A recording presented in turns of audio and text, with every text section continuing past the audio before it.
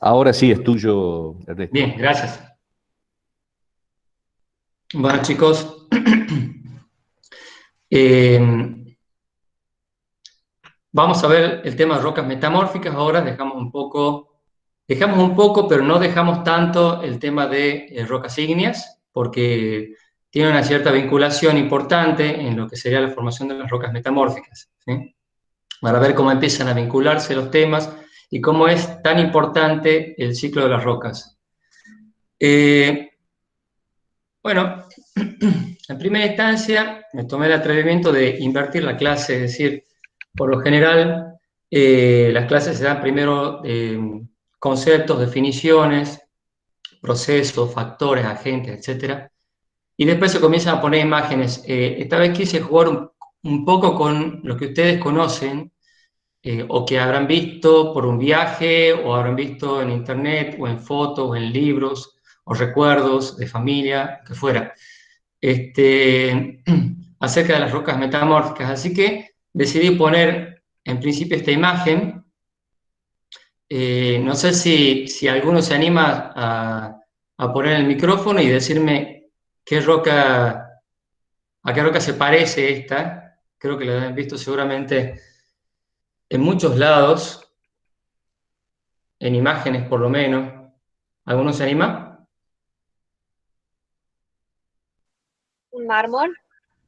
Muy bien, felicitaciones, es el mármol. Está bien, es una imagen poco difusa, poco clara y de muy cerca, lo cual me remite a lo que nuestros profes siempre nos enseñaban cuando estudiábamos, que la geología hay que verla primero desde lejos y luego acercarse. Y es lo que hacemos en el campo y es lo que tenemos que tratar de... Es una visión que en realidad hay que tener en toda la vida, ¿no? Ver los problemas siempre desde lejos y después acercarnos y resolverlos. Así que lo dejo como una anécdota, digamos, de vida eso. Ese es el mármol y para los que les gustaría saber un poco la aplicación de ese mármol y un poco, expandir un poco esto a lo que son los yacimientos mineros, es decir, rocas aplicadas, rocas de aplicación se llaman, acerca de las rocas metamórficas, ¿sí? ¿Cómo se las aplica? Vamos a ver, ahí está. En la primera vemos, bueno, el mármol utilizado arriba a la izquierda como revestimiento de paredes, como baldosas. En la derecha hay baldosas también más pequeñas, como zócalos. Abajo hay una mesada y hacia la derecha abajo están revestidos escalones. Bueno, vamos a ver un poco más. Acá tenemos el David de Miguel Ángel, o sea que se ha utilizado también, lo han utilizado muchísimo los romanos, a este mármol en particular, que es el mármol de Carrara. Y para no irnos tan lejos, en el viejo continente, vengamos al nuevo continente, más precisamente a nuestra ciudad, San Miguel de Tucumán, para los que han nacido y viven acá. Acá tenemos el monumento de Alberdi, que es también confeccionado por mármol de Carrara en una fantástica obra de Lola Mora, ¿sí? Y también con placas de ónix, placas verdes que ven acá adelante y al costado. Bueno, está en cada uno de el frente y el costado y atrás están cubiertos con placas de ónix. Una pequeña historia de esto: la mano de esta bella señora tenía en sus comienzos sus dedos y una pluma que se le acercaban al jurista Alberdi, ¿sí? Pero, bueno, vandalismo ocurrió, como sucede mucho en Tucumán, sobre todo con las obras, lamentablemente, las geniales obras de Lola Mora, conocidas mundialmente, no solo nacionalmente, no solo en nuestro país, y le cortaron los dedos y la pluma. No sé si con algún simbolismo de algo, desde el punto de vista político, que no me interesa en realidad. El hecho es que han generado daño. En los años 90, principios de los 90, se produce la restauración de esta obra, esta gran obra, de escultura de Alberdi, en la cual tuve la suerte de conocer un poquito de la historia porque participó mi suegro, junto con una colega y dos químicos italianos que vinieron a ver para hacer la restauración por las lluvias ácidas que eventualmente tenemos por la polución ambiental.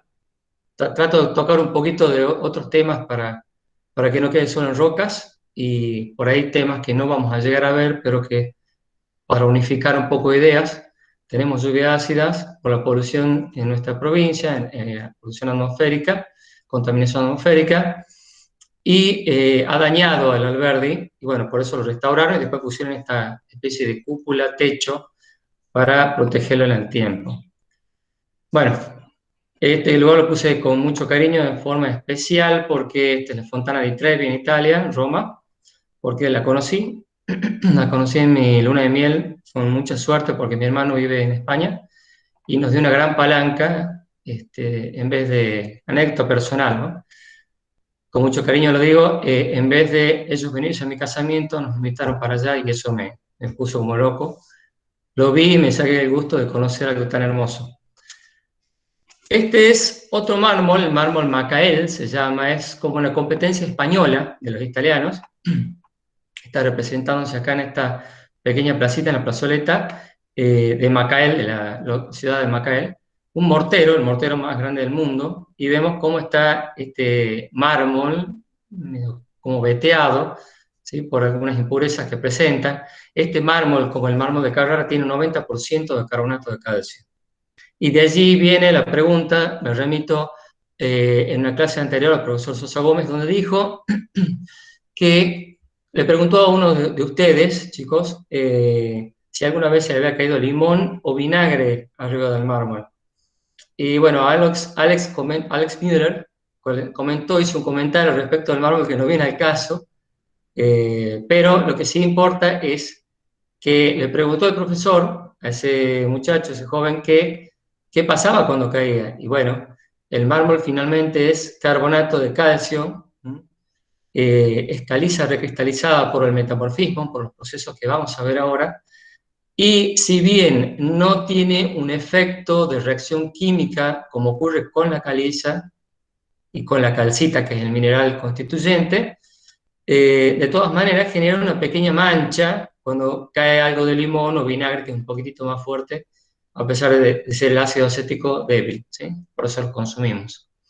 Otras cosas que han hecho los romanos, bueno, ya saben, han hecho construcciones edilicias, el Partenón, el Panteón, hay un obelisco frente al Panteón, muy, muy hermosos realmente, y para que vean que al producirse estos procesos de metamorfismo sobre esta roca inicial, caliza, puede ser también dolomía, que tenga algo de contenido de magnesio aparte de calcio, le da mucho más resistencia, se vuelve una roca mucho más homogénea y resistente, por eso es que pudieron hacer las edificaciones que mencionaba. Bueno, acá les presento, este es un mármol muy límpido, en realidad no se ve impurezas, no se ven esas pequeñas vetas de impurezas. Y bueno, un ejemplo de cantera, la cantera de Carrara, en el norte de la Toscana, en Italia, que se está explotando mármol en los Alpes apuanos, donde, bueno, a mí me gustaría que lo lean o que vean el video que tengo pensado colgar. Tengo un par de videos muy lindos, uno de 11 minutos y otro de 40 y pico de minutos, el cual menciona cómo ha sido la orogenia alpina, cómo se han formado esta gran cadena montañosa que abarca la unión o sutura de Italia, de ese pequeño fragmento de placa continental, contra 8 países, ¿sí?, de Eurasia. Este yacimiento, el yacimiento de mármol Carrara, bueno, como ven, lo que hacen son cortes para tener placas gruesas, y luego con esa retroexcavadora, ese brazo, desde arriba, presionan sobre la roca y empujan y las hacen caer esos bloques, y así es como luego lo van cortando, lo van fraccionando en trozos más pequeños y cargándolo en camiones, y luego los transportan y bueno, le hacen los cortes para todas las utilidades que les mencionaba. Algunas características del mármol rápidamente lo voy a decir. Tiene textura granoblástica, vamos a ver esto, no se preocupe con el término. Algo importante a mencionar es que, así como en las rocas ígneas, sobre todo plutónicas, hablamos de cristales, acá, a manera de distinción entre esos minerales, en las rocas metamórficas, que es un proceso de recristalización de rocas preexistentes, se habla de blastos. Y acá estoy haciendo referencia a la textura granoblástica, es que se observan granos, los minerales se observan como granos más o menos equidimensionales en todas direcciones, y se llaman blastos, ¿sí? Son blastos equidimensionales. Bueno, como dije, tiene mayor resistencia mecánica y homogeneidad de la roca preexistente que ha sufrido o en la cual se han producido esos fenómenos de metamorfismo, esos procesos de metamorfismo. No hay que confundir el término industrial del término geológico. ¿Por qué? Porque ustedes van a una marmolería y dicen marmolería, ya estamos diciendo mal porque en realidad hay de todo ahí, no solo hay mármol, hay placas de granito, placas de gabbro, que las mencionó el profesor Gómez, que hay, que le suelen llamar también granito negro, etcétera. Hay distintas cosas, así que el término geológico mármol es específicamente para lo que yo le he mostrado, y no hay que confundir con el término industrial, salvo cuando uno vaya a comprar eso. El factor negativo de este mármol a la hora de la extracción es la fracturación, porque a veces está influenciado no solamente por temperatura, que en este caso se forma el mármol dentro de la corteza terrestre a una cierta profundidad, sino que también está afectado por otros procesos de presiones que generan fracturación o plegamientos y fracturación. Entonces, queda, digamos, dañado a los fines del uso, que es de roca de aplicación. Entonces hay que seleccionar, hay que separar toda la parte más superficial que está siendo afectada por agentes de meteorización, sobre todo químicos. Ustedes ya vieron en el primer cuatrimestre algo de eso. Y también, por lo tanto, fenómenos kársticos, que es el ingreso del agua que se convierte en agua ácida entre las fracturas de estas rocas, y comienzan a formarse oquedades, a aumentar las grietas, formarse cuevas, etc. Y forman un paisaje que se conoce como paisaje kárstico. Y también presenta muchas veces algunos contaminantes desde el punto de vista de la belleza del mármol para revestimiento y para mejor resistencia, que la presencia de minerales oxidables. Las aplicaciones ya se las he mencionado: revestimiento de interiores y exteriores, revestimiento de escalinatas, estatuas, edificación. Y como dato, las explotaciones importantes de mármol a nivel mundial están en Italia, en los Alpes Apuanos, como le dije, en el norte de Carrara, en Toscana. Y ahí viene el tema de la orogenia andina, que así, dicho muy groseramente, por decir de alguna manera, hace 250 millones de años, ustedes van a ver el video o van a tratar de leer algo de eso, teníamos la formación del único supercontinente, que es Pangea. 50 millones de años después, en ese proceso de 50 millones de años, comenzó a separarse de este a oeste, a nivel mundial, este supercontinente, ingresando al mar de Tetis, ¿sí? El que se llamaría mar de Tetis, y dividiendo entonces hacia el norte la Eurasia y hacia el sur el supercontinente Gondwana. Luego se continúa fracturando Gondwana y tenemos por subducción el acercamiento por subducción hacia el bloque o hacia la placa africana, de la placa oceánica, ¿sí? Del mar de Tetis. Y se fue acercando entonces hacia el norte, viajando hacia el norte, la placa africana, y comienza a colisionar primero, y luego colisiona la porción que correspondería a Italia contra Eurasia, para formar los Alpes, ¿sí? La cordillera de los Alpes, la cadena alpina.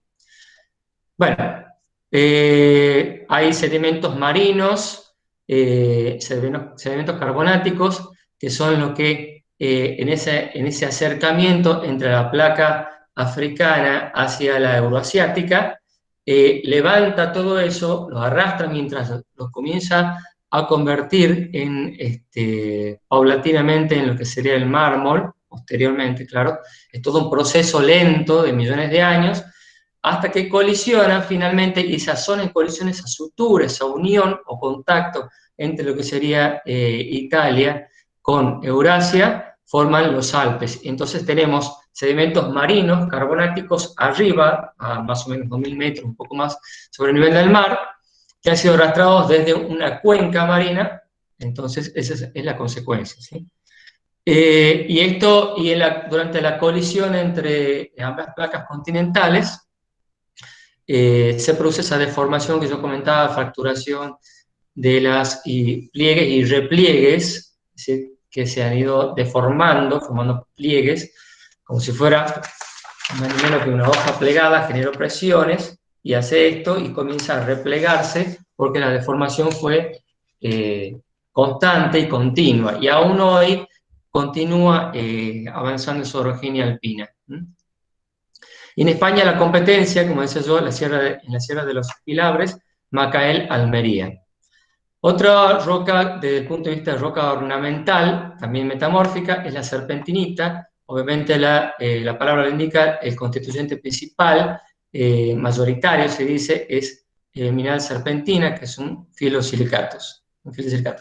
Vemos que es una roca metamórfica de color verde, con tonalidades variadas, claras y oscuras, que se forma por metamorfismo regional, fíjense, de rocas ígneas plutónicas ultramáficas, las peridotitas, las famosas peridotitas que cuando vimos la serie de Bowen, a quienes pudieron ver esa serie de Bowen acompañada al contenido de sílice que pueden tener las rocas, que cuando el contenido de sílice es el magma que va a formar las rocas, es menor a 45% de sílice, rocas posteriores de un magma profundo, ultramáfico, como consecuencia tenemos, luego del enfriamiento, las peridotitas.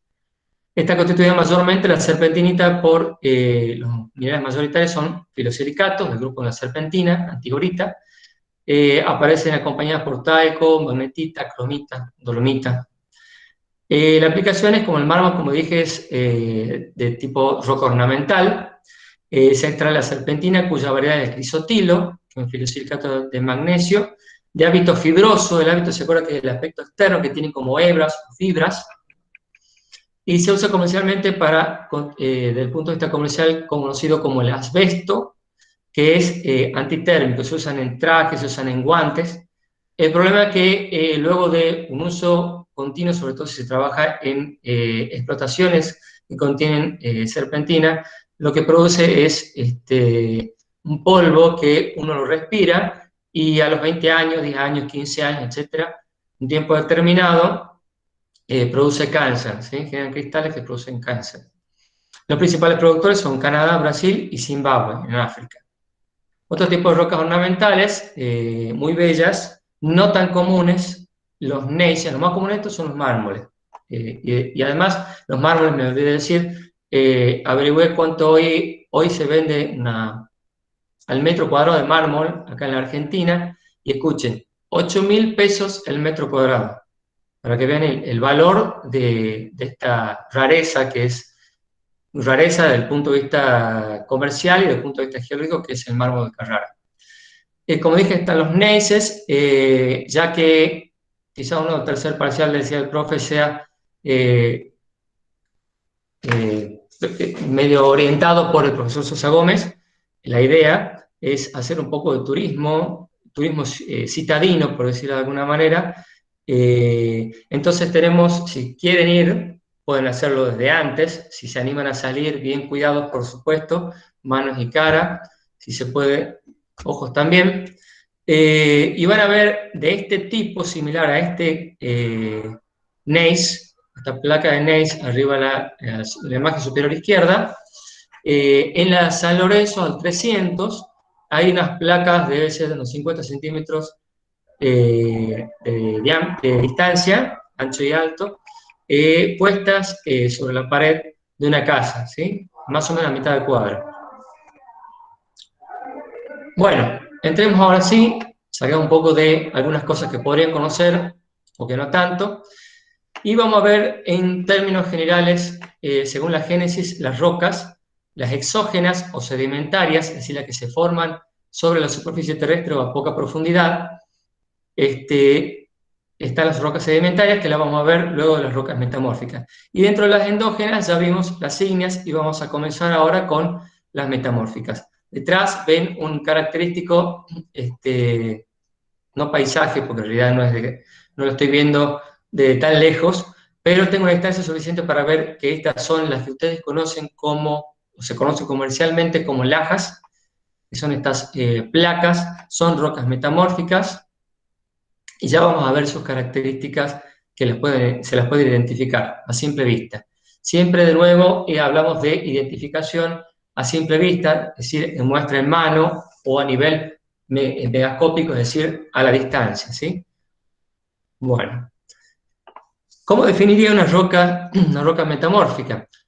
Son rocas que provienen de rocas preexistentes, se conoce como protolitos, esas rocas preexistentes, y algunas veces características de esa roca preexistente pueden ser cedidas o transmitidas hacia las rocas metamórficas. Ya vamos a ver eso, ¿sí?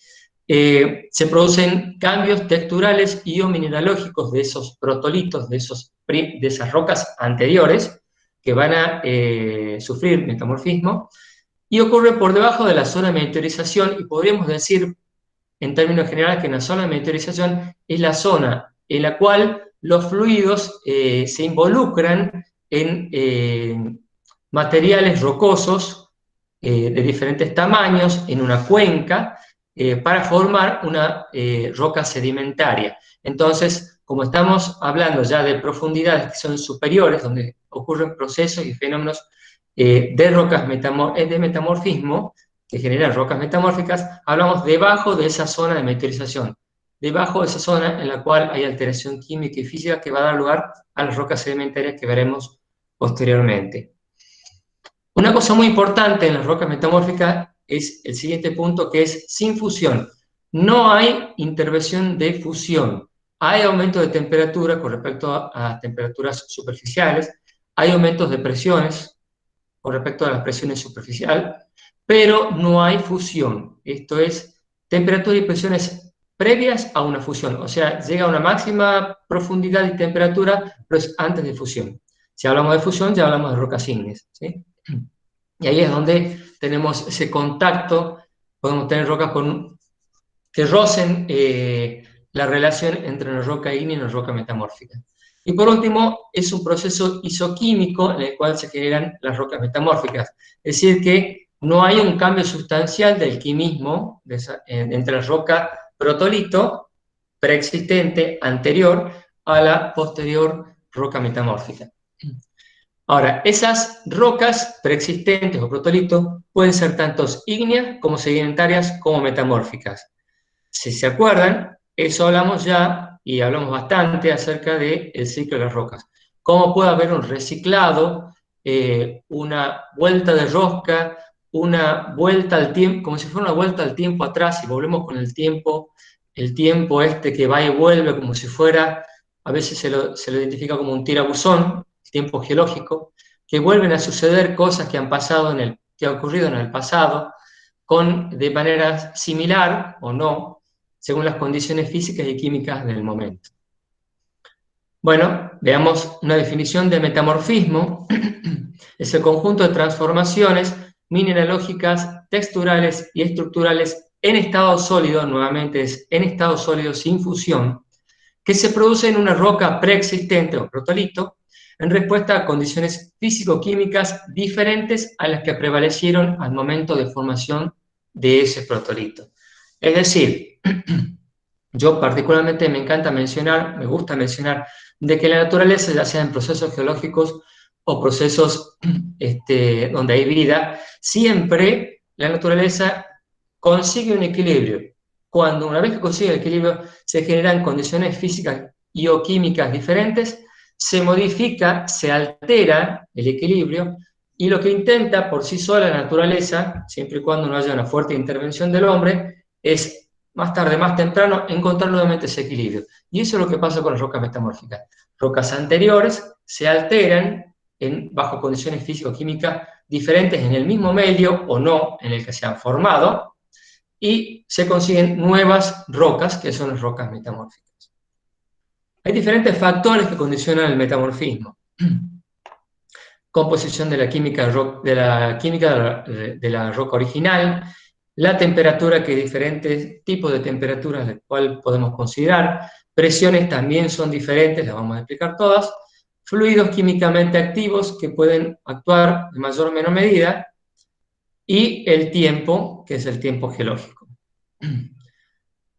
Bueno, es la composición química original, como es un proceso isoquímico, es prácticamente lo que es, como dije anteriormente, hereditario del protolito hacia la roca metamórfica que se va a formar, que se forma.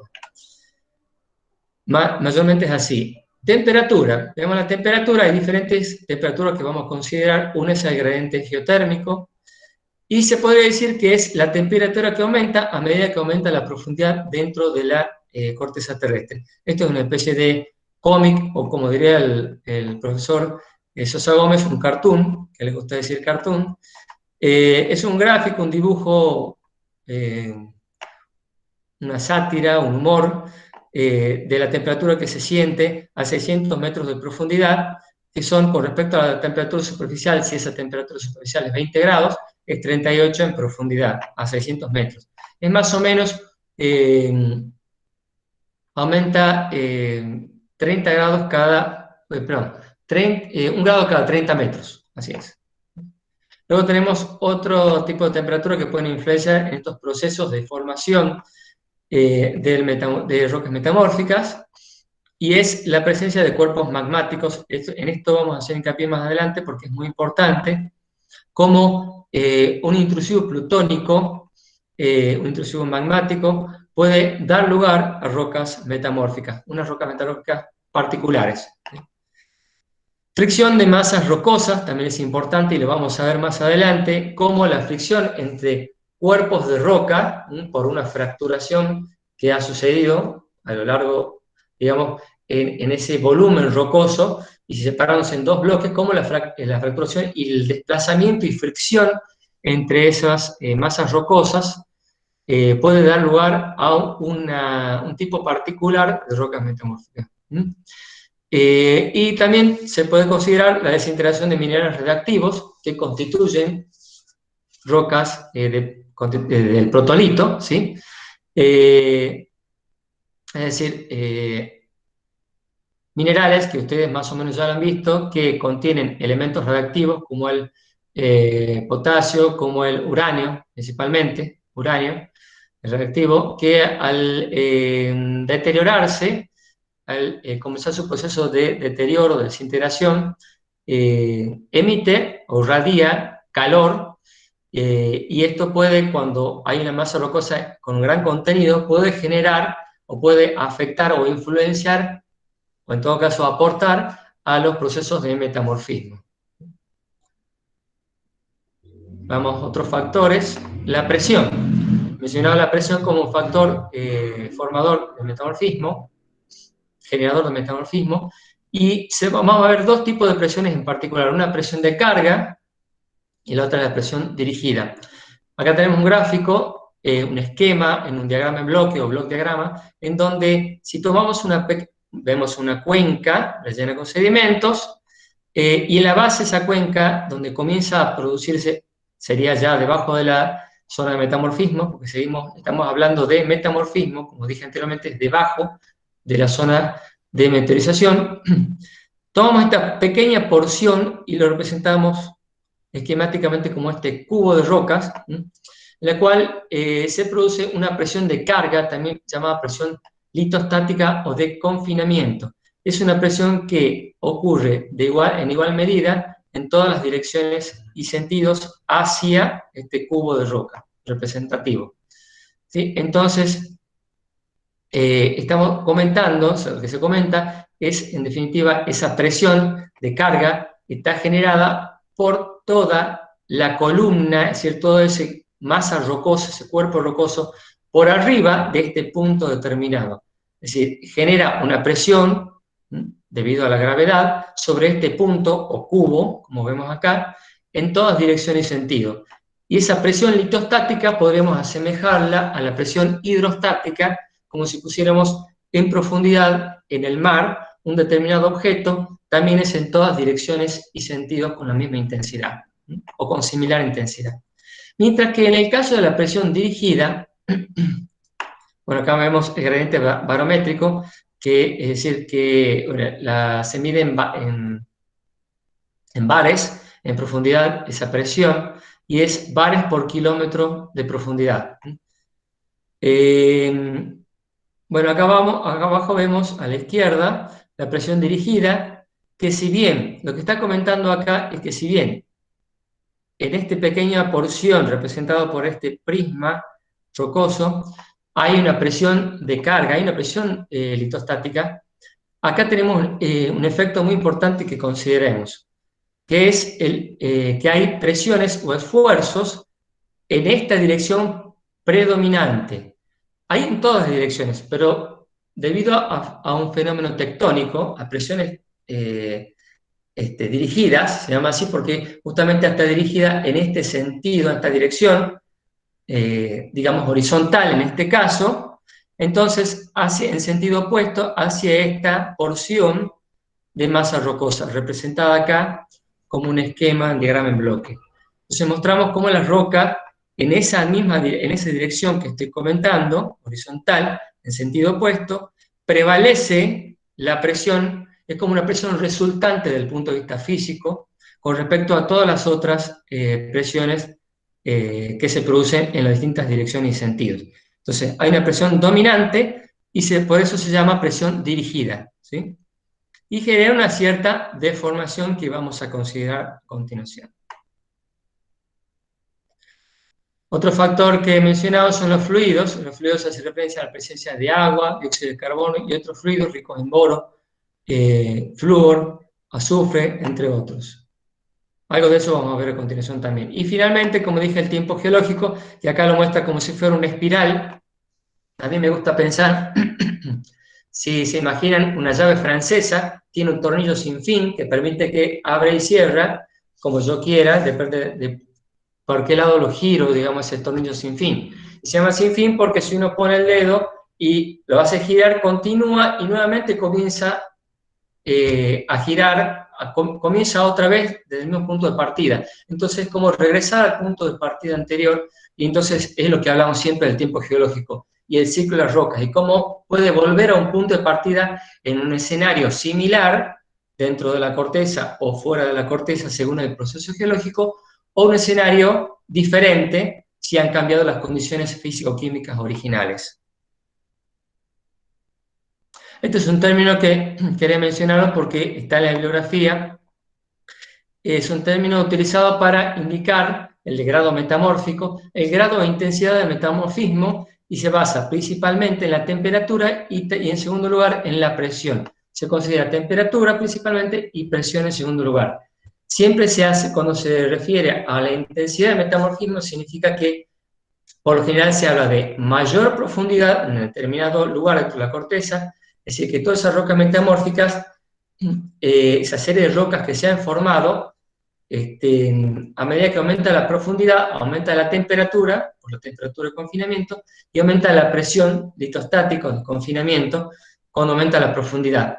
Y ahí, en ese sentido, aumenta la intensidad o grado metamórfico, y vamos a tener como resultado, cuando se menciona que hay mayor o menor grado metamórfico, es decir, bajo, medio o alto, inmediatamente nos imaginamos que ha ido aumentando desde bajo o alto grado metamórfico la intensidad del metamorfismo, es decir, que las rocas o protolitos han sido alteradas tanto por la temperatura principalmente como por la humedad, por la presión, a medida que aumenta la profundidad, ¿sí? Hay mayor grado metamórfico en profundidad y hay menor grado metamórfico, aquellos efectos en zonas menos profundas de la corteza.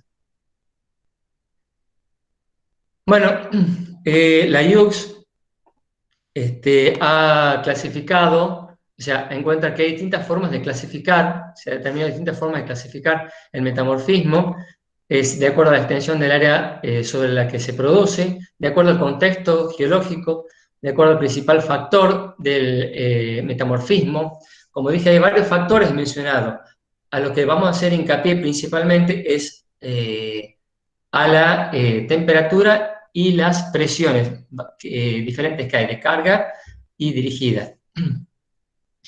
Se ha clasificado de acuerdo a la causa particular que origine un metamorfismo específico, o si el metamorfismo resulta de un evento o de más. Obviamente cuando hay más de un evento metamórfico en diferentes momentos, ese protolito original va perdiendo su huella original, ¿sí? Va perdiendo sus características originales. Cuanto más eventos hay, más complejo se vuelve, y lo más probable es que no podamos regresar a saber cuál era el protolito inicial, pero al menos podemos tener una idea básica de cuál ha sido el protolito anterior inmediato. Y otra clasificación es si va acompañado de incremento o descenso de temperatura. La clasificación que vamos a considerar es de acuerdo al contexto geológico. De acuerdo a eso tenemos dos tipos de metamorfismo de distinta escala, ¿sí? Uno local, es decir, que se produce más, no digo puntualmente, porque no es nada puntual, pero sí al menos que ocupa una superficie menor que en el caso de el metamorfismo regional. En el metamorfismo local vamos a tener, va a clasificarse en contacto y dinámico, y de metamorfismo regional tenemos de soterramiento y dinamotérmico. Acá tenemos un esquema, en diagrama en bloque, de una zona que ustedes conocen, ya lo han visto bastante, lo vieron muy bien cuando hablamos del ciclo de las rocas, donde tenemos una placa litosférica oceánica subduciendo por debajo, o subductando por debajo de la placa litosférica continental. Y en toda esta escena, diría yo, esta imagen, esta foto instantánea de procesos que suceden, se está produciendo metamorfismo. Están formándose rocas. Obviamente, como digo, formándose, pero en realidad es como dije, una foto de una escena. Si yo pudiera, para poder analizar todas, más o menos de manera simultánea. Tenemos el metamorfismo dinámico, que es, como dije, un metamorfismo local, acá, en donde no solo está involucrada una presión, que es la presión, en particular la presión dirigida que comentaba anteriormente, sino que tiene que ver mucho también la temperatura. Un metamorfismo dinámico muy particular, dinamotérmico. Luego tenemos en la zona de la placa continental, tenemos metamorfismo de contacto.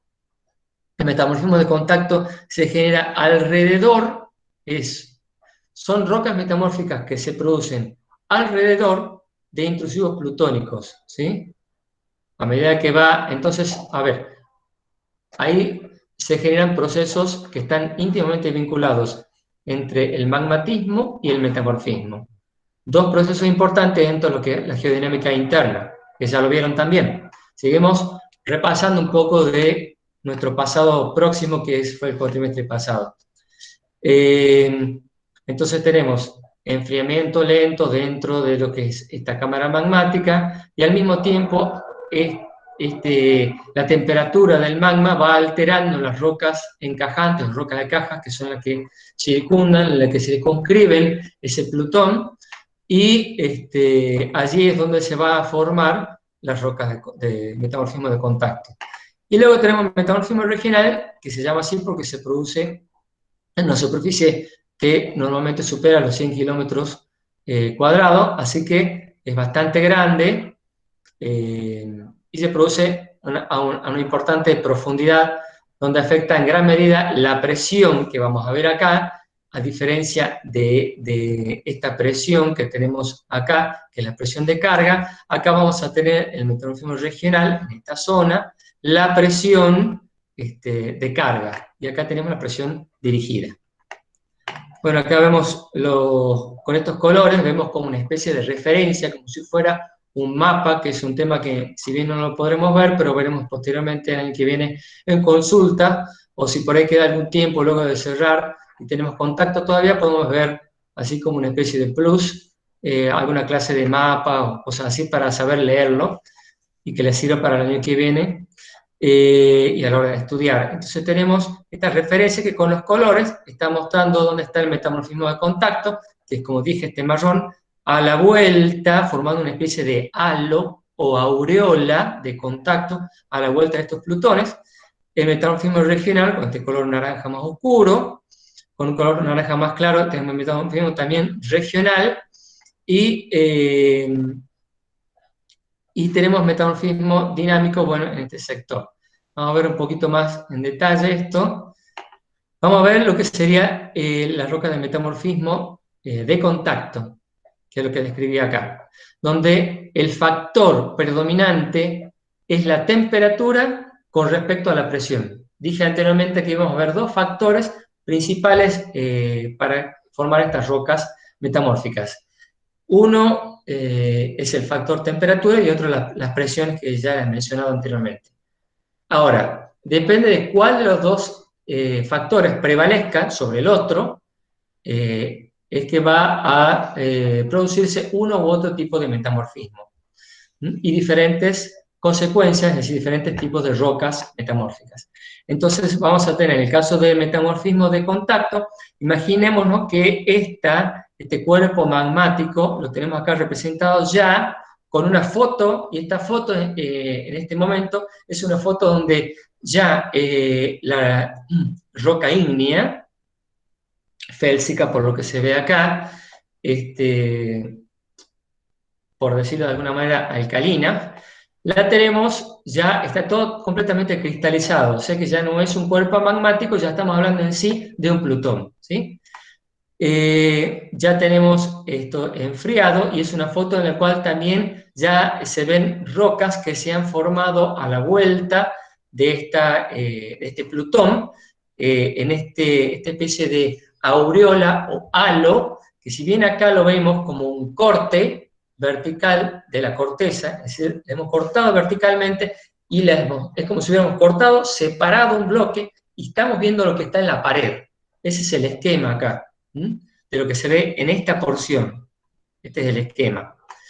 Como dije, esto está enfriado, ya es un plutón, y también ya se enfrió, pero durante ese enfriamiento han afectado esta temperatura, principalmente factor temperatura con respecto a la presión, que en este caso es presión de carga, porque tenemos una buena cantidad de roca, de masa rocosa, sobre este Plutón. Entonces, todas estas rocas que están alrededor del Plutón están siendo sometidas, o como se dice, están sufriendo presiones. ¿Cuál presión? Atento, presión de carga, o también llamada presión litostática, o también llamada presión de confinamiento. Cuando se produce esa temperatura transmitida por ese cuerpo rocoso que se está enfriando, la transmite hacia la roca de caja en este espesor de halo o aureola de contacto. En este espesor, que rodea obviamente al Plutón, como dije es un corte, pero tenemos que imaginarnos la tercera dimensión. Tenemos alto y ancho y necesitamos profundidad. Es decir, es un globo, por decir de alguna manera, como si fuera un globo aerostático, ese Plutón, que está rodeado por roca, y ese globo está transmitiendo temperatura y está modificando las condiciones físicas, principalmente de es decir, la textura más que nada, de la roca original encajante, de la roca de caja. Entonces, de nuevo, este halo o aureola de contacto, que se llama porque justamente se forma en el contacto entre la roca de caja y el Plutón ígneo, se va a formar o van a modificarse las condiciones físicas original de la roca original, ¿sí? Y va a formar determinadas rocas metamórficas de un metamorfismo de contacto. Ahora, ¿de qué va a depender ese espesor de esa aureola o halo metamórfico? Bueno, va a depender principalmente, en parte, de la composición de ese magma, ¿sí?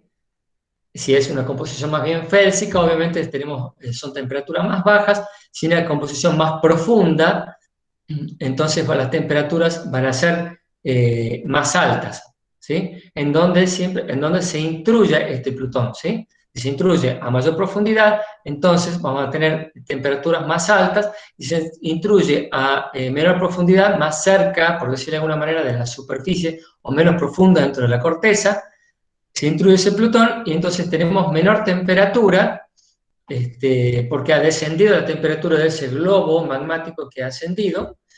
Entonces, la temperatura va a ser inferior y por lo tanto, menor temperatura que se transmite desde el cuerpo plutónico hacia la roca de caja, proporcionalmente menor va a ser el espesor de ese halo o aureola de contacto.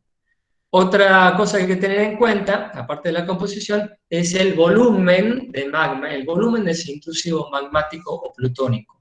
Mayor es el volumen, hay mayor temperatura para entregar y además lo hace más lentamente porque hay mucho volumen, ¿sí? Recuerden que el intrusivo plutónico desde afuera, por lo generalmente, en el contacto con la roca de caja, va enfriando lentamente ese Plutón. Supongamos que no escape por ningún lado del magma, tenemos un sistema de alguna manera aislado de su contexto, entonces lentamente va a ir enfriando desde afuera hacia adentro, desde la roca de caja hacia el núcleo de ese cuerpo. Y de esa manera también lentamente va a enfriar ese halo metamórfico desde el contacto directo con el cuerpo magmático hacia afuera. Ahora veamos qué pasa, ejemplos diferentes de que estén constituidos esa roca de caja. Entonces acá tenemos algunos ejemplos. Tenemos, por ejemplo, rocas arcillosas, que después verán cómo se llaman a la hora de ver rocas metamórficas, ¿sí? Rocas sedimentarias, posterior a estas rocas metamórficas. Estas rocas, cuando son alteradas por la temperatura, primero, por la presión también de carga, subordinada a la temperatura, se van a transformar en este tipo de rocas metamórficas, llamadas corneanas. Son rocas, protolitos de sedimentos finos, de material muy fino, ¿sí? Y va a continuar ese material más o menos fino, esa roca corneana. Ahora, es decir, los minerales formados son blastos de grano fino. Ahora, si la roca protolito son areniscas, es decir, rocas arenosas, donde el material original son arenas, que se han unido y se han soldado y han formado estas rocas areniscas, cuando son alteradas por la temperatura primero, presión después, se convierten dentro de este halo metamórfico en cuarcitas. Si son, obviamente, areniscas silíceas, vamos a tener cuarcitas silíceas. Como ven, la composición es similar, ¿sí? La composición es similar entre la arenisca y la cuarcita. Es sílice. Ahora, si en este caso tenemos caliza, donde la materia prima es carbonato de calcio, o carbonato de calcio y magnesio, si fuera dolomía, entonces cuando es alterado principalmente por temperatura y también subordinado a la presión, se va a formar mármol en todo este espesor del halo o aureola metamórfica. Veamos ahora qué sucede con lo que es el metamorfismo dinámico, que para dejar un poquito de lado este esquema, que es un esquema donde toma una superficie mayor, ¿sí? Donde hay una influencia no solamente de la presión dirigida, sino también de temperaturas. Vamos a ver lo que sucede, que puede suceder de igual manera, pero en menor escala, mucho más pequeño, se observa en una superficie menor, quiero decir. Vamos a tener este block diagrama dentro del continente, ¿sí? Tenemos zona dentro del continente, digamos, retirado de lo que sería la zona de subducción. Acá tenemos una zona de fractura que separa un bloque derecho de un bloque izquierdo de rocas X, de protolitos X.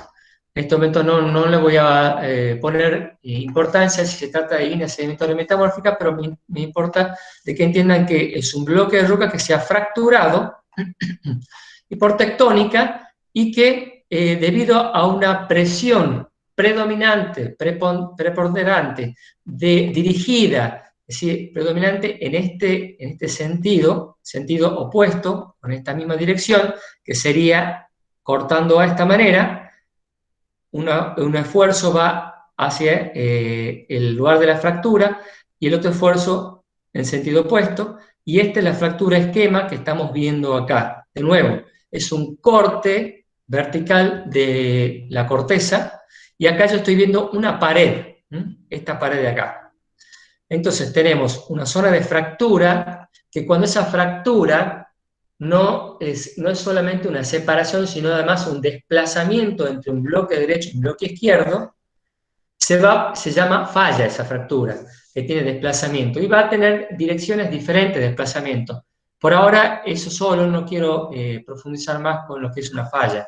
Pero sí, importante saber que esa fractura tiene un relleno de roca y que esas rocas están friccionadas, porque a medida que ese esfuerzo en esta dirección predominante, presión dirigida, con sentido opuesto, va a generar, cuando tenemos este plano de fractura, este plano de falla inclinado, va a generar un desplazamiento de un bloque así, de esta manera. Es decir, presión para acá, este bloque asciende, presión para acá, este bloque desciende.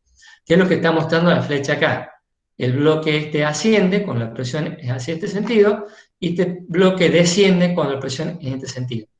Lógicamente, digo lógicamente como si fuera algo natural, porque yo lo veo natural en mi forma de pensar, pero como la visión de geólogo, digamos. Pero para ustedes les digo que cuando ocurre esto, si hay rocas, si roca se está friccionando, y si la fricción es interesante, es importante, cabe destacar que, entre paréntesis y comillas, la presión, en este caso, es el factor dominante en relación a la temperatura. La presión es principal factor y subordinada a ella la temperatura. O sea que hay menor, está sometido menos a temperatura que a presiones. En este caso, como dije, presión dirigida. Recuerden, cuando hablamos de metamorfismo dinámico, hablamos de presión dirigida. Bien, entonces cuando hay fricción entre un bloque que asciende y otro que desciende, entonces esa roca tiene una determinada presión, los minerales intentarán rotar, quebrarse o deformarse de manera que no se quiebran, sino que se estiran o se alargan. Los minerales o blastos, para hablar propiamente, de hecho, dentro de lo que es metamorfismo, los blastos, algunos se van a romper, se van a fracturar, van a aparecer con bordes rotos, intentando moverse en lo que se produce esa fricción de un bloque que asciende y otro que desciende. O de un bloque que se mueve para un costado y otro, uno para adelante y otro para atrás, que también puede ser ese tipo de movimiento. Bien, ahora, de acuerdo a lo que se produzca en zonas más cercanas a la superficie, digamos entre los 10, 12 kilómetros de profundidad dentro de la corteza, va a ser diferente a los fenómenos que ocurren por debajo de esa profundidad, a lo largo de esa fractura con desplazamiento, a lo largo de esa falla. En las partes más superficiales de la corteza, en esa profundidad que he mencionado, debido a esa fricción que genera presión dirigida, los minerales, principalmente los minerales que son como granos equidimensionales, van a tender a intentar rotar por esa presión. Ustedes pongan arena en sus manos, obviamente estamos hablando de roca y la arena no es una roca, pero bueno, de todas maneras sirve para representar. Ustedes ponen arena en sus manos, aprietan y traten de girar y van a sentir que esos granos van a intentar rotar. En ese intento de rotar, se va a producir un tipo de deformación en zonas más cercanas a la superficie que se llama deformación frágil. Y se llama, ¿por qué así? Porque tiende a romperse. Es decir, hay un límite de resistencia que es sobrepasado y se rompe, y a lo sumo se rompe, se parte, en varias partes incluso, y van a aparecer fragmentos con bordes angulosos, bordes planos. Mientras que más en profundidad, si bien sigue siendo mayor la incidencia de la presión dirigida con respecto a la temperatura, en mayor profundidad ya vimos que hay una temperatura de confinamiento en la cual aumenta 1 grado cada 30 metros, imagínense en varios kilómetros de profundidad, superior a los 10, 12 o 15 kilómetros de profundidad, la temperatura va a tener un mayor efecto, digamos, de una diferente deformación con respecto a las zonas más cercanas a la superficie. Y la deformación, entonces, que ocurre en mayor profundidad, se llama deformación dúctil. Y se llama así porque ya tienen otro tipo de resistencia estos minerales, estos blastos equidimensionales, granulares, que al intentar rotar van a deformarse de manera que no se rompen, es decir, se alargan, se elongan, se estiran, ¿sí? Y van a tener diferentes formas, que pueden ser algunos que parecen como si fueran ojos deformados, que, bueno, de acuerdo a las formas les han dado diferentes nombres, que, bueno, por ahora no viene al caso, no vale la pena mencionarlo, pero sí que entiendan que los fenómenos son similares tanto en donde se produce en zonas menos profundas, de deformación frágil, mientras que en zonas más profundas, de deformación dúctil. Es decir, la presión dirigida siempre es la predominante sobre la temperatura, pero a mayor profundidad, mayor temperatura, y le da un plus que le genera una deformación a esos minerales granulares y permiten estirarlos más que quebrarlos, romperlos, fracturarlos y distanciarlos finalmente, porque los bloques se distancian uno de otro y quedan los bloques a lo largo de esa fractura, quedan dispersos de alguna manera, ¿sí? Tanto como separación tengan esos bloques, uno hacia arriba y otro hacia abajo. Bueno, dos pequeños bloques en relación a lo que es el metamorfismo y la tectónica de placas. Este bloque diagrama o diagrama en bloque ya lo vi hace un momento, y lo que está mostrando en realidad es cómo este bloque de una superficie mucho mayor, algo limitado, algo acotado, intracontinental, es decir, intra significa dentro del continente, se produce un fenómeno similar, pero mucho más grande, ocupa una superficie mayor, ¿sí? Donde hay unas presiones que son muy superiores a lo largo de esta zona de contacto entre la zona de subducción, entre la placa litosférica oceánica, que es subducta por debajo de la continental, que se conoce como zona de subducción, ese contacto, ¿sí? Y a lo largo de allí, obviamente, con masas rocosas de volúmenes importantísimos, se introducen por debajo de la continental, arrastrando tanto materiales correspondientes a la misma placa oceánica, como materiales continentales, que son los que han ido cayendo, siendo desplazados y transportados por erosión, por los agentes de transporte, a esta zona de cuenca, que luego más en profundidad formará el contacto y el arrastre de todos esos materiales a lo largo de esa zona de subducción. Allí también se producen presiones inmensas, presiones dirigidas también.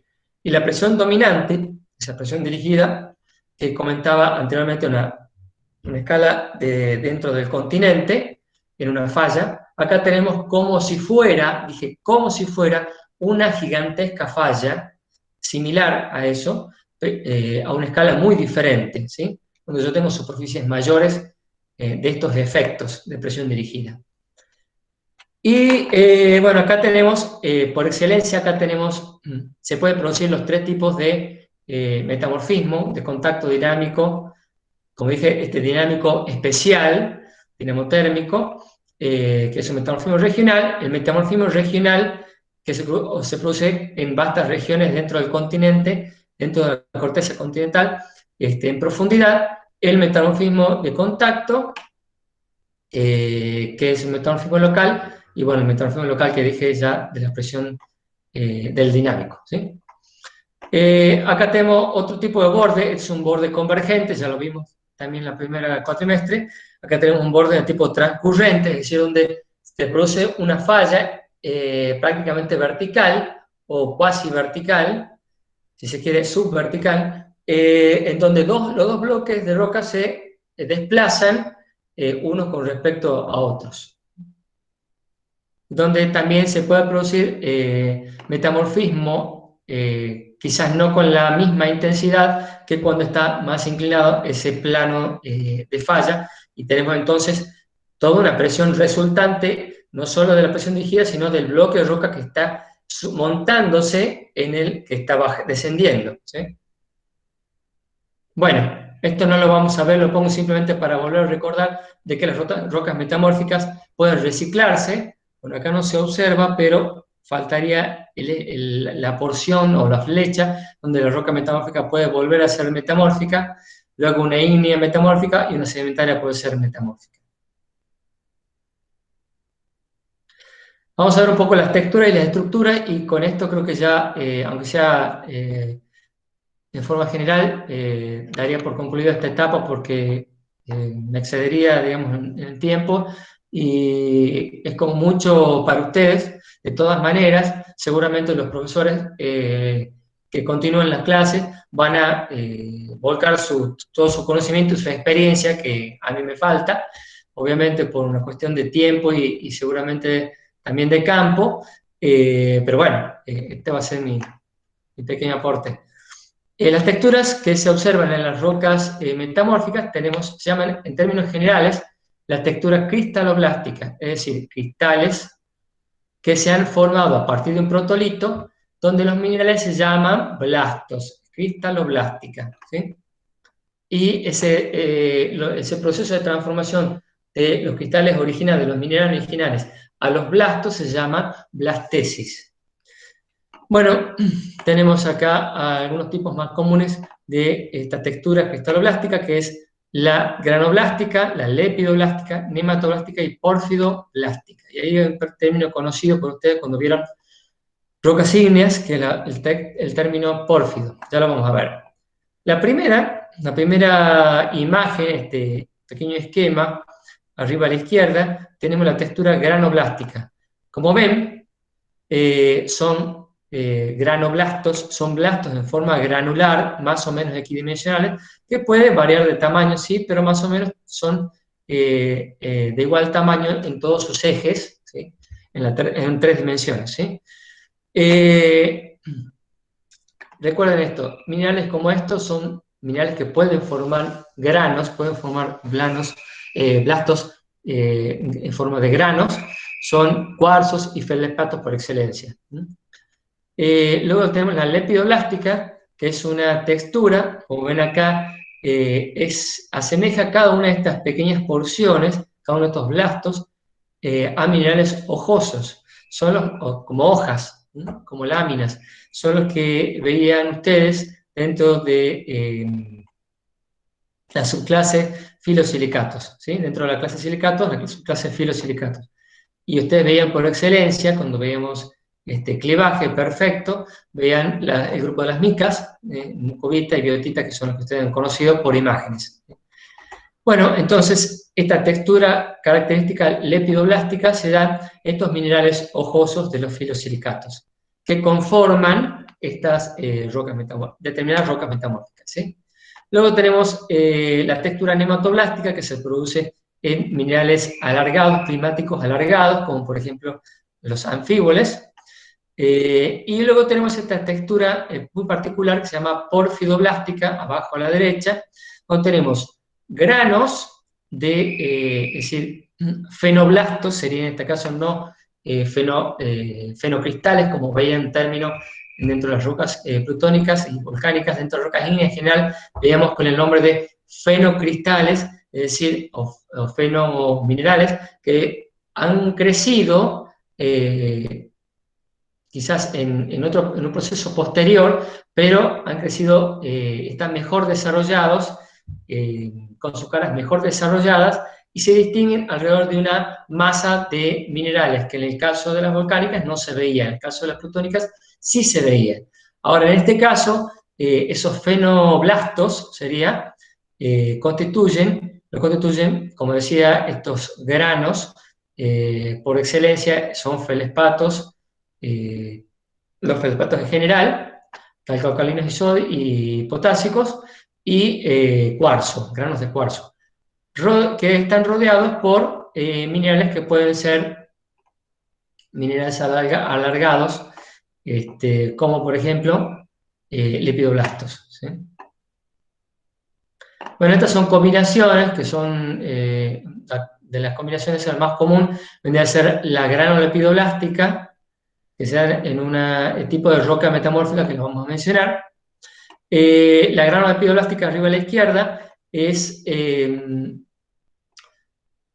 por decirlo de alguna manera, es la agrupación de minerales lepidoblastos, por un lado, formando capas o bandas más o menos gruesas con respecto a otras capas más claras, las capas o bandas esas más o menos de lepidoblastos, de minerales hojosos, son generalmente oscuras, y los granoblastos alternantes, formando otras capas claras que son de cuarzos y feldespatos.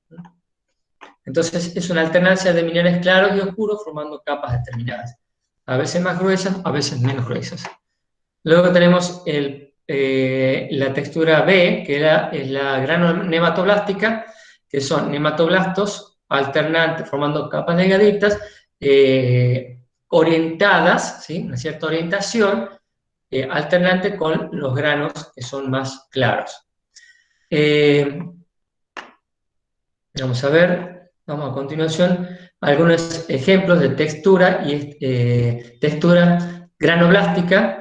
Esta roca se llama skarn. Como ejemplo había mencionado, ¿se acuerdan? En el block diagrama, era por ejemplo es una roca de metamorfismo de contacto que estaba en el halo de contacto. Vuelvo un poquito para atrás, acá, y el skarn o corneana se produce en esta zona donde el protolito es una roca arcillosa, por ejemplo, y podemos tener entonces finalmente este skarn o roca metamórfica corneana. Entonces, esta es una textura granoblástica. Aparentemente no se ven granos a simple vista, blastos sería a simple vista. Después vuelvo a lo que es las estructuras, porque no las hemos visto todavía. Otro tipo de textura granoblástica se dan en las cuarcitas, donde el protolito era esa arenisca cuarzosa, arenisca silicia, que si tiene o no impureza va a ser más blanca o va a ser más rojiza. En el oeste de Tucumán nosotros tenemos este tipo de rocas. Luego tenemos también, perdón, esas rocas cuarcitas son otras rocas resultantes del metamorfismo de contacto dentro de esa aureola metamórfica. Luego tenemos el mármol, también el protolito es una roca calcárea original, que puede decir que tiene un alto contenido de carbonato de calcio, o carbonato de calcio y magnesio, o combinaciones de ellos. Y la textura original, final, luego de ser afectados por temperaturas más que por presión en el halo metamórfico, tenemos una textura granoblástica. Acá se observan mucho mejor los blastos. Veamos un poco de estructuras ahora. Cuando hablamos de estructuras ya estamos haciendo relación entre los diferentes, o sea, vamos a una escala mucho más grande, a una escala mesoscópica, es decir, nos alejamos un poco del panorama, ya no vemos una muestra, sino vemos el contexto de la masa rocosa, metamórfica, y vemos la relación que existen entre esos granos. Vemos entonces las estructuras y la relación, la vinculación que hay entre esos granos, y cómo se van agrupando o no, y cómo se los observa a simple vista. Entonces, de acuerdo a la estructura de la roca metamórfica, van a clasificarse en rocas sin foliación y rocas con foliación. Ese término, si recuerdan, hace llamar a la palabra, si volvemos tiempo atrás, vamos a regresar, exfoliación o clivaje, veíamos nosotros. La exfoliación o clivaje era una debilidad que se produce a lo largo de planos que tiene directamente que ver con la estructura interna, la estructura atómico o molecular de los minerales que constituyen, en este caso, rocas, los protolitos. Ahora, en la roca metamórfica, vamos a considerar esa foliación también como debilidad, es decir, son planos de debilidad y que se llaman foliación o folios, ¿sí? Y esos planos de debilidad se forma, o la unión entre esos planos, la unión entre ellos, se forma, ¿por qué? Si existen, se forman, ¿por qué? Porque hay una presión determinada, acá estamos hablando más que nada de presión de carga o de confinamiento, o presión litostática, y si recuerda, por excelencia, se trataba de un metamorfismo regional, es decir, en vastas regiones. Entonces, la presión de carga, una presión básicamente vertical, debido al cuerpo de roca que se encuentra arriba, que ejerce una presión, un peso sobre los cuerpos de roca que se encuentran por debajo, debido a la gravedad, obviamente, por la atracción de la gravedad. Entonces, esa presión de carga va a provocar de que minerales, tanto granulares como, o sea, granoblastos como lepidoblastos, minerales de rocas metamórficas, tanto con forma de granos como en forma de hojas, se van a orientar paralelos, o mejor dicho, perdón, perpendiculares a ese esfuerzo. Si el esfuerzo es vertical, sería horizontal, en términos generales, esa orientación. Las hojas van a estar todo en un mismo plano y los granos, si bien no son hojas y son equidimensionales, van a reunirse también, pueden llegar a reunirse dentro de la corteza, formando algunas capas o bandas, ¿sí? Que lo vamos a ver. Entonces, lo que genera en definitiva estas rocas metamórficas que tienen foliación con estructura de foliación es agrupar de alguna manera minerales hojosos de minerales granulares, ¿sí? Y los que no tienen foliación, las estructuras sin foliación, van a llamarse en un término general estructura masiva. Eso se da en aquellas rocas metamórficas que tienen textura granoblástica. La textura granoblástica se da específicamente, pura y exclusivamente granoblástica, se da en las rocas de metamorfismo de contacto, ¿sí? Muestro de nuevo ejemplos de esto. No hay, si bien se ven granos y que están en contacto entre ellos, no hay en sí una distinción de un agrupamiento o separación en capas más delgadas o más gruesas. Entonces, no se forman folios o capas delgadas o más gruesas. No hay un agrupamiento de minerales.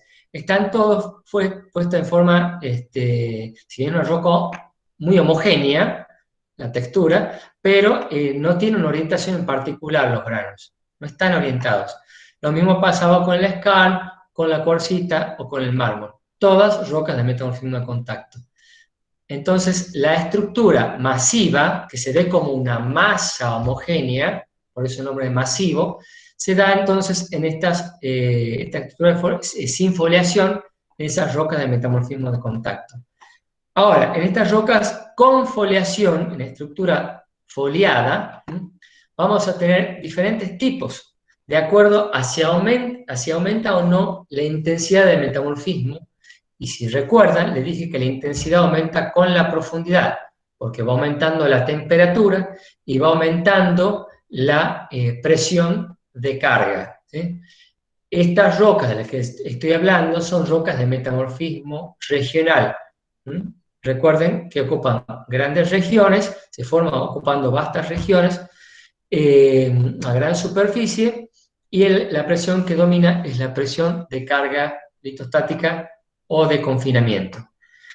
Vertical, básicamente, entonces hay una cierta orientación y a medida que aumenta la profundidad y la intensidad o grado metamórfico, va a aumentar temperatura y presión y va a permitir que en ese mismo sentido, a medida que aumenta la profundidad dentro de la corteza, aumenta temperatura, aumenta presión y en general los minerales del protolito, de donde se producen esas presiones y temperaturas, donde esos factores, presión y temperatura, actúan más o menos en forma pareja, no hay en sí una dominación de uno con otro. Si sacamos que esté en contacto con algún Plutón, algo, y ahí ya tenemos otra cosa más compleja, solamente tengo las rocas en profundidad en su pseudoequilibrio, ¿sí?, de procesos físicos y químicos. Entonces, a medida que aumenta la profundidad, las rocas van siendo alteradas física y químicamente más por presiones, más presiones y mayor temperatura a medida que aumenta la profundidad. Y en esa dirección también, en ese sentido, va a aumentar el grado metamórfico o intensidad metamórfica. Y en esa misma dirección y sentido se van a ir creciendo, los minerales del protolito van a recristalizar cada vez más grandes, en mayor desarrollo, ¿sí? E incluso van a ir cambiando unos minerales, pueden ir cambiando unos minerales a otros, se van transformando en minerales a otros. Entonces, para finalizar, tenemos estructuras de estas rocas con foliación, estructura foliada. Vamos a tener 4 tipos principales: clivaje pizarroso, esquistosidad, estructuras gneiszicas, foliación. Así como lo ven, si ustedes se imaginen que hay un corte vertical de la corteza, arriba del clivaje pizarroso tenemos la superficie y aumenta la profundidad hacia acá abajo. Entonces va a aumentar temperatura y profundidad, y también los efectos que ocurran por los factores temperatura y presión en las rocas de caja. Y vamos a tener, con menor grado metamórfico, clivaje pizarroso, aumenta la profundidad, esquistosidad, donde ya los granos y los granoblastos y lepidoblastos van a ir ordenándose, orientados, formando capas delgadas o bandas perpendiculares a la presión de carga. Más en profundidad, mayor temperatura y presión, tenemos estructura gneisica, así se va a llamar la estructura, o simplemente gneisica, y estructura foliada o foliación, cuando ya tenemos granos bien desarrollados, capas más gruesas llamadas bandas, y cada una de estas estructuras se van a observar en diferentes rocas de metamorfismo regional. Este es un paisaje, o decir, una imagen conocida, no un paisaje, una imagen conocida por ustedes. Digo conocida, bien digo, porque si ustedes van al Cerro San Javier van a encontrar este tipo de rocas y van a observar que están muy fracturadas. Estas rocas metamórficas son afectadas por presiones y temperaturas moderadas a bajas, más bien bajas, es decir, en zonas poco profundas de la corteza. Y van a observar, esto es desde lejos, como decía yo, la visión del paisaje desde lejos. Luego me acerco y veo una muestra, extraigo una muestra y veo que, además de mostrarse esto en una escala más grande, en una escala de visión mayor, acá voy a tener una visión más cercana, donde veo que se repiten esas capas. Es decir, esa debilidad no solo se observa de manera mesoscópica, sino también macroscópica, en muestra en mano, ¿sí? Acá tenemos una pequeña escalita gráfica, que es simplemente una escalita que hace la relación entre el tamaño en la realidad y el tamaño de la muestra, para saber qué tamaño estoy viendo yo. Es decir, una escala gráfica, en definitiva, es una reglita que está graduada, donde en este caso cada rectángulo, claro o oscuro, es 1 centímetro. Y es para ver el tamaño de la roca. Es una relación entre el tamaño de la roca y la realidad. Esta tiene una particularidad. En esta roca metamórfica de bajo grado metamórfico, es decir, tenemos una estructura de clivaje pizarroso, de menor grado metamórfico, de menor intensidad de temperatura y presión, es decir, menos profundas en la corteza. Tenemos este ejemplo. Entonces, este clivaje pizarroso, de estructura de clivaje pizarroso, se da en roca conocida como pizarra. Ustedes comercialmente la conocen como lajas. Y si uno va a una empresa donde uno quiere comprar estas lajas, pizarras, se utilizan normalmente como revestimiento de paredes, por ejemplo, o de un cantero, etc. Es decir, es una roca ornamental, que su belleza no es en sí por su brillo o por sus colores exquisitos, como ocurre en el caso de los mármoles y sus variaciones, pero sí le dan un toque particular, sobre todo porque hay diferentes tonos, diferentes colores, algunas son grises, otras son más bien claras o oscuras, otros tienen óxido de hierro, que le dan un color particular, que le da una cierta gracia al revestimiento de las paredes. Y acá abajo estamos viendo una muestra donde se observan dendritas, se llaman dióxido de manganeso, que no es un fósil, para que lo sepan, no es el fósil de una planta que ha quedado grabado allí en la roca, sino que es simplemente una fisura.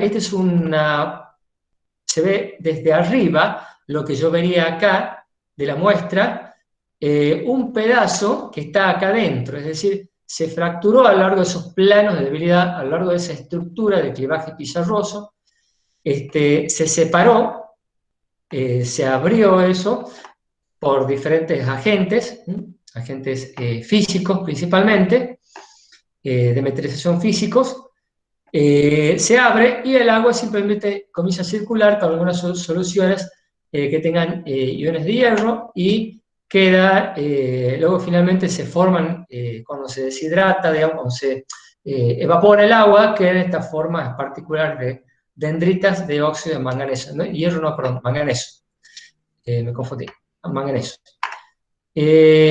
Ahora, estas pizarras son similares a otras, tienen un aspecto muy similar, pero ya se empieza a observar, desde el punto de vista práctico, de muestra en mano, se empieza a observar unos pequeños brillitos. A veces se ven ya pequeños minerales, serían de filosilicatos, de micas, ¿no? Que sería en el caso de las rocas metamórficas, hablamos de blastos, como dije, estos lepidoblastos, o minerales hojosos, se observan cuando la intensidad de metamorfismo es un poquito mayor, el grado metamórfico es un poquito mayor que las pizarras. Vamos a tener también clivaje pizarroso, pero para diferenciarlas desde el punto de vista práctico de las pizarras o lajas, es que las pizarras no se observan minerales a simple vista. Es una masa muy homogénea en la cual no hay distinción de minerales a simple vista. Mientras que los lepidoblastos, como pequeños brillos, y así es como se los puede distinguir en mayor o menor medida, se puede observar en las filitas.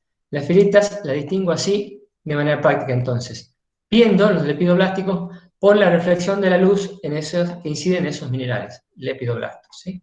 Esos minerales hojosos. Pero en ambos casos tenemos una intensidad baja o grado bajo de metamorfismo. Entonces la estructura es clivaje pizarroso. Ahora, cuando aumenta la intensidad de metamorfismo, aumenta la temperatura y la presión, y ya tenemos entonces una recristalización de un mayor que se traduce a un mayor tamaño de blastos, en estas rocas metamórficas que voy a mencionar, es mayor desarrollo de blastos, aumentan el tamaño, se da en rocas conocidas como, estas las filitas, perdón, tenemos mayor brillo, como esquistos. Entonces tenemos en ese tipo de estructuras, se llama esquistosidad, se llama así porque se da particularmente en estas rocas metamórficas del metamorfismo regional, llamado esquistos, ¿sí? Acá, como ustedes ven, ya se ve un intenso brillo, digamos, porque se hacen notar, han crecido de tamaño estos lepidoblastos y están comenzando a tener una cierta orientación, que si bien en las filitas, en la filita no se ve y en la pizarra muy poco, acá en este corte vertical se pueden ver que esos minerales, en realidad, no sé, si bien no se lo ve, están orientados mostrando planos de debilidad, por eso que se parte a lo largo de ese plano. Si yo incido un golpe en esta dirección, entonces se va a partir la roca, lo puedo hacer artificialmente y la naturaleza lo hace naturalmente, valga la redundancia, cuando esas rocas se exponen en superficie. por diferencia de presión atmosférica es mucho menor al interior de la corteza, entonces se expanden y se parten a lo largo de ese plano. Ese plano de debilidad muestra, o está indicando que hay una orientación de minerales, ¿sí? En estas rocas de metamorfismo regional. Ahora, en este caso, en el esquisto, se observa ya no como un plano de debilidad donde se ve que hay un límite entre orientaciones de minerales que se van a expandir y se van a partir, sino que se ven como hay una especie de orientación de minerales en esta dirección, como lo ven, paralelos entre sí. Probablemente el esfuerzo haya sido en esta dirección, perpendicular, y se han orientado los minerales mostrando algunas banditas, algunas láminas o algunas capitas delgadas más oscuras y otras más claras, ¿sí?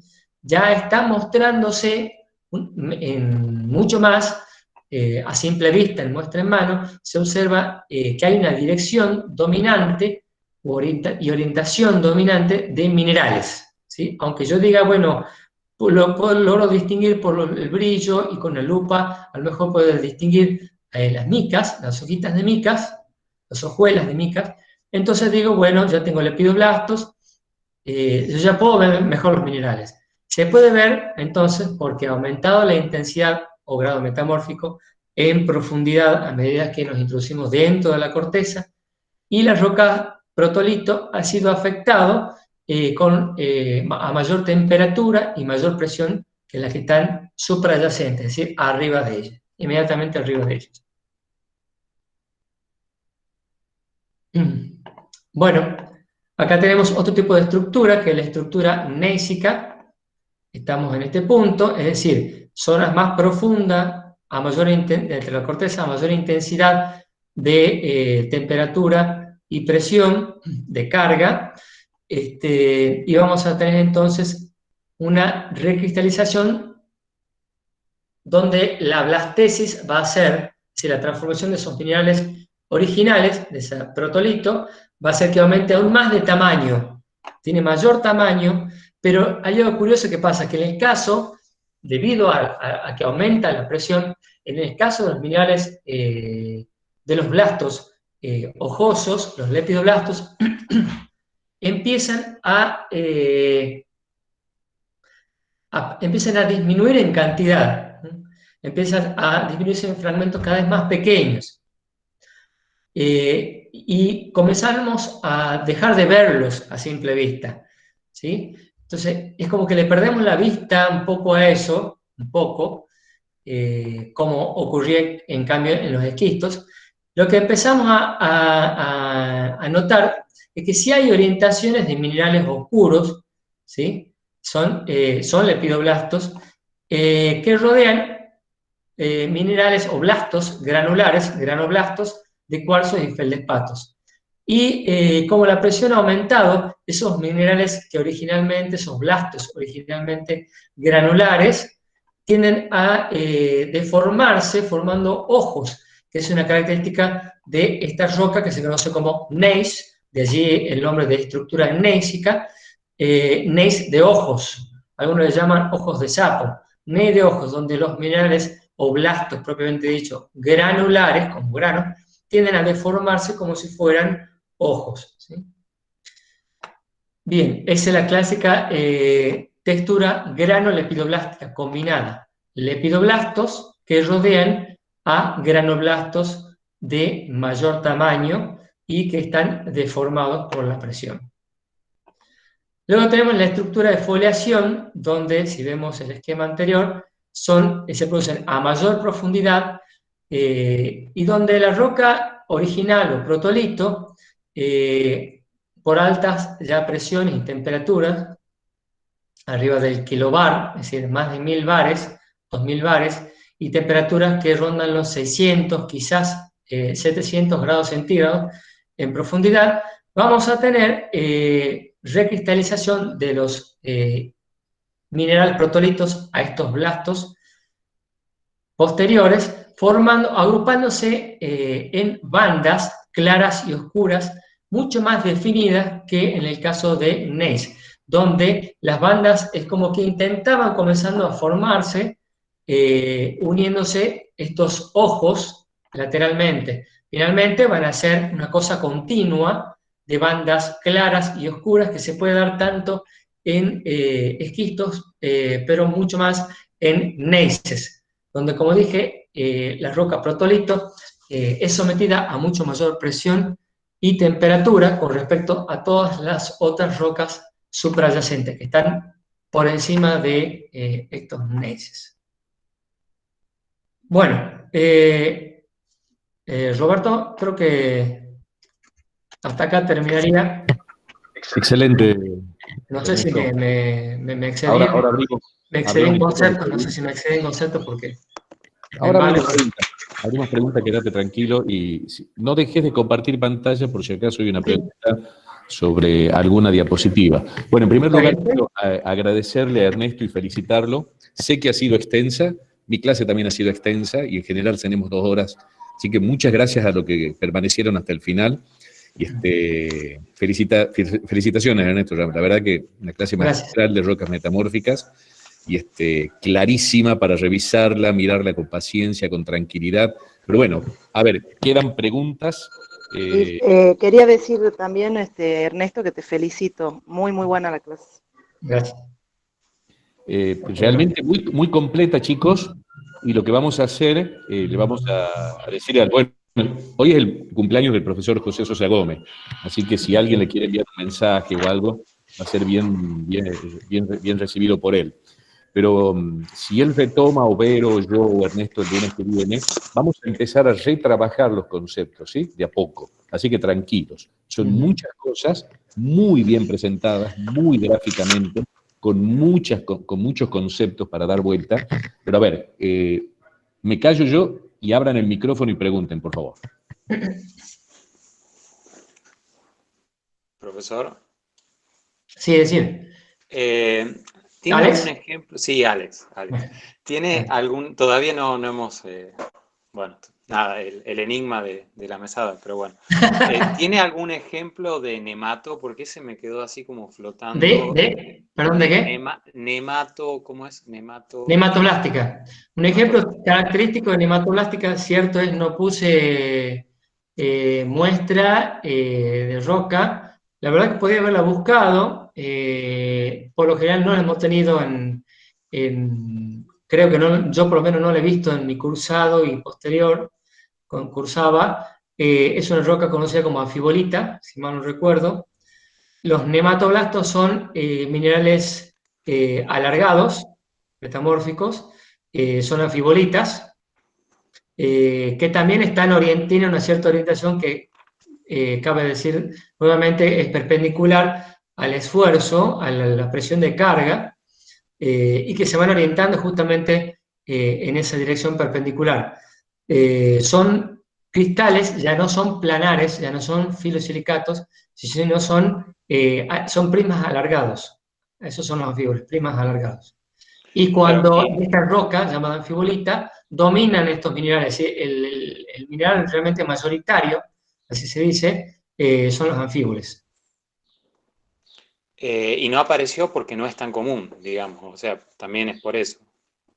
No es tan común, y ahí es donde yo tiro la caña y a veces pico un profe y me puede dar una mano con este tipo de roca, por decir en qué tipo de ambiente se lo puede encontrar o cosas así. Sí, en general en las anfibolitas son... Metamorfismo regional.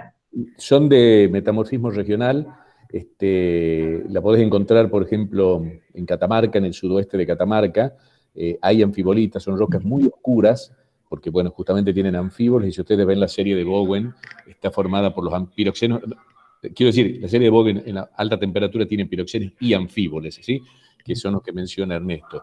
Están dentro del metamorfismo regional, pero no son de amplia extensión, pero sí tienen un muy buen significado las anfibolitas en cuanto a las condiciones de formación de presión y temperatura, ¿no?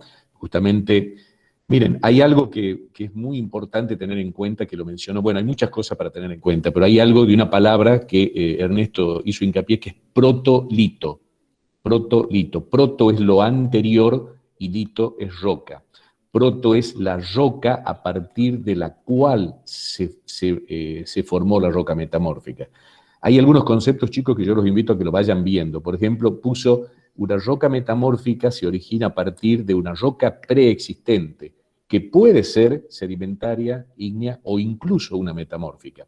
Entonces, hay anfibolitas en este caso que están formadas a partir de gabros. Hay que ver qué tipo. Las rocas metamórficas, chicos, son rocas muy complejas. Son las más complejas de todas, de los tres grandes grupos. No es para predisponerlos mal, pero sí ténganse paciencia, porque muchas veces no se puede identificar el protolito, es decir, la roca original. Pueden haber sido gabros metamorfizados, ¿no?, con disponibilidad de ese tipo de minerales, y se forma una anfibolita.